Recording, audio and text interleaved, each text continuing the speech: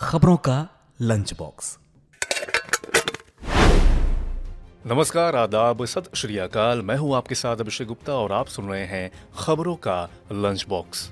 RBI ने अब UPI system में क्या नई चीज की शामिल, त्योहारी सीजन से पहले कौन देने जा रहा 1 लाख लोगों को रोजगार, इनकम टैक्स डिपार्टमेंट ने 5 लाख लोगों को क्यों भेजा नोटिस, बताएंगे आपको। और इसके अलावा भी हैं बिजनेस और पर्सनल फाइनेंस से जुड़ी कई और बड़ी खबरें। तो चलिए खोलते हैं खबरों का लंच बॉक्स। आरबीआई ने लेन देन के लिए बैंकों की ओर से जारी प्री सैंक्शनड क्रेडिट लाइन को भी यूपीआई सिस्टम में शामिल करने की घोषणा की है। अभी तक यूपीआई सिस्टम के जरिए सिर्फ जमा रकम का ही लेन देन किया जा सकता था। केंद्रीय बैंक ने अप्रैल में यूपीआई का दायरा बढ़ाने का प्रस्ताव रखा था। रिजर्व बैंक ने इस पर कहा है कि इस सुविधा के तहत इंडिविजुअल कस्टमर की पूरी सहमति से शेड्यूल्ड कमर्शियल बैंक द्वारा व्यक्तियों को जारी प्री अप्रूव्ड क्रेडिट सुविधा के जरिए भुगतान किया जा सकेगा। ऐसा होने से लागत कम हो सकती है और भारतीय बाजारों के लिए यूनिक प्रोडक्ट्स के विकास में मदद मिल सकती है। अब लंच बॉक्स में अगला टिफिन खोलते हैं तो उसमें निकलती है डिजिटल रुपए से जुड़ी खबर। देश के सबसे बड़े bank state bank of India ने अपने ग्राहकों को यूपीआई के जरिए सेंट्रल बैंक डिजिटल करेंसी यानी कि डिजिटल करेंसी पेमेंट की सुविधा दे दी है। एसबीआई ने इसके लिए यूपीआई क्यूआर कोड स्कैन सेवा की शुरुआत की है। इसे यूपीआई इंटर ऑपरेबिलिटी नाम दिया गया है।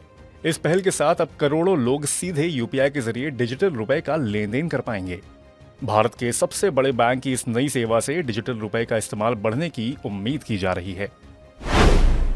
त्योहारी सीजन शुरू होने वाला है और इससे पहले फ्लिपकार्ट कई लोगों को रोजगार देने जा रही है।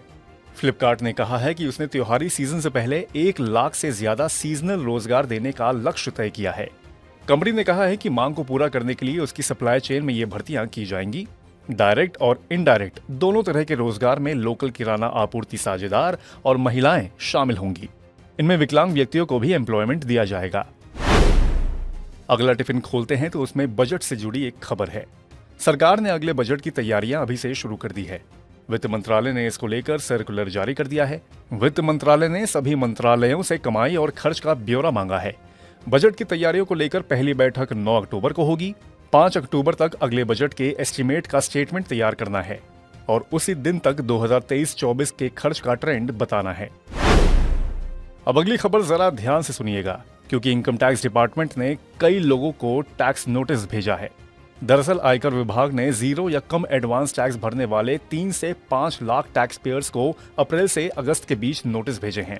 विभाग ने पिछले फाइनेंशियल ईयर और चालू फाइनेंशियल ईयर की पहली तिमाही में हुए जरूरी लेन देन के आंकड़े खंगालने के बाद ये नोटिस जारी किए हैं। आयकर विभाग के विश्लेषण में करीब 25 लाख मामलों का पता चला है, जिनमें अच्छी खासी आय वाले या कीमती सामान खरीदने वाले करदाताओं ने एडवांस टैक्स नहीं चुकाया या पिछले फाइनेंशियल ईयर में कम टैक्स भरा है। दिवाली पर अगर आप हवाई यात्रा करने की सोच रहे हैं तो जरा ये खबर सुन लें। इस बार दिवाली पर हवाई किराया बढ़ सकता है। एयरलाइंस कंपनियों ने हवाई टिकट की कीमत बढ़ाना शुरू कर दिया है। हाल ही में एविएशन टरबाइन फ्यूल 14% महंगा हुआ है। एयरलाइंस की परिचालन लागत में ईंधन की हिस्सेदारी करीब 40% है।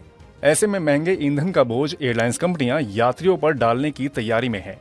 वहीं दूसरी ओर इस बार दिवाली पर हवाई यात्रियों की संख्या बढ़ने का भी अनुमान है और इस वजह से भी एयरलाइंस ऊंची मांग की वजह से किराया बढ़ा सकती हैं। और लंच बॉक्स के आखिरी टिफिन में है ईपीएफओ से जुड़ी खबर। ईपीएफओ अब निवेश से होने वाली इनकम को फिर से शेयर बाजार में लगा सकता है। सरकार ने कर्मचारी भविष्य निधि संगठन को शेयर बाजार में निवेश करने की मंजूरी दे दी है। हालांकि निवेश के लिए एक तय सीमा का पालन करना होगा।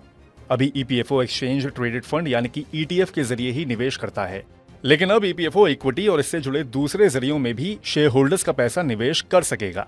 इससे शेयर होल्डर्स को ऊंची दर से ब्याज भुगतान करना सुनिश्चित करने में मदद मिलेगी। और इसी के साथ अब बंद करते हैं खबरों के लंच बॉक्स को। उम्मीद करते हैं कि इसमें पेश की गई खबरें आपको पसंद आई होंगी। अगर ऐसा है तो हमें कमेंट करके जरूर बताएं। बाकी ऐसी ही और खबरों के लिए सुनते रहिए रेडियो मनी 9 और डाउनलोड कर लीजिए हमारे मनी 9 ऐप को। मैं हूं आपके साथ अभिषेक गुप्ता। अभी दीजिए इजाजत। नमस्कार। खबरों का लंच बॉक्स।